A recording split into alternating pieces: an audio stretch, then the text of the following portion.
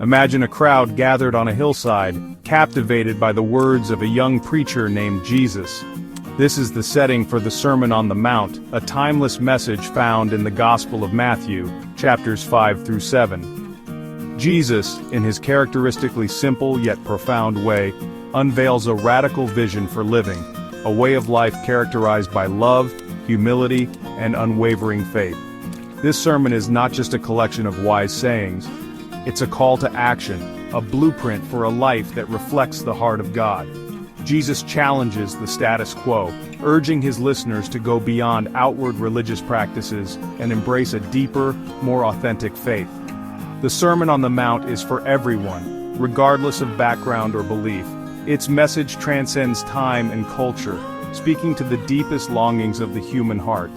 Whether you're a seasoned follower of Jesus or just beginning to explore faith, the teachings found in this sermon offer profound wisdom for navigating life's complexities.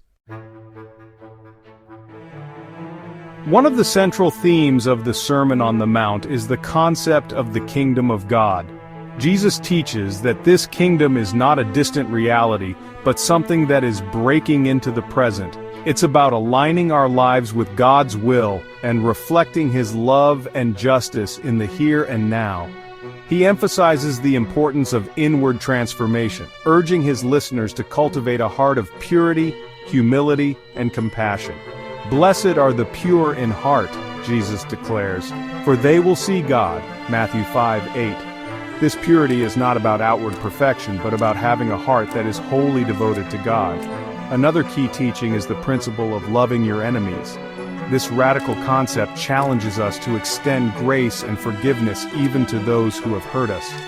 Jesus reminds us that God's love is not limited to those who are deserving. It's a boundless, unconditional love that embraces all. The Beatitudes, found at the beginning of the Sermon on the Mount, are a series of blessings that paint a vivid picture of what it means to live in the kingdom of God. They are not simply promises of future reward, but descriptions of the character of those who are citizens of this kingdom. "Blessed are the poor in spirit," Jesus begins, "for theirs is the kingdom of heaven." Matthew 5:3. This doesn't mean we should strive for material poverty, but rather a posture of humility, recognizing our dependence on God. Each beatitude highlights a different aspect of Christian character: mourning over sin, meekness, hunger for righteousness, mercy, purity of heart, peacemaking, and standing firm in the face of persecution. These qualities may seem countercultural, even radical, yet they are the hallmarks of a life transformed by the love of God. The teachings of the Sermon on the Mount are not meant to be admired from a distance, but lived out in the nitty-gritty of everyday life. How can we apply these timeless principles in today's world? Consider the beatitude, "Blessed are the merciful, for they will be shown mercy." Matthew 5:7.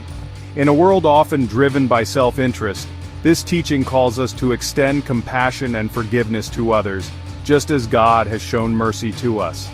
The principle of loving your enemies can be challenging, yet it's a powerful antidote to the bitterness and division that plague our world. Instead of retaliating with anger or resentment, we are called to respond with love, seeking reconciliation and understanding. The Sermon on the Mount offers guidance for our relationships, our work, and our interactions with the world around us. It's a call to be salt and light, to be agents of God's love, justice, and peace in a world that desperately needs it.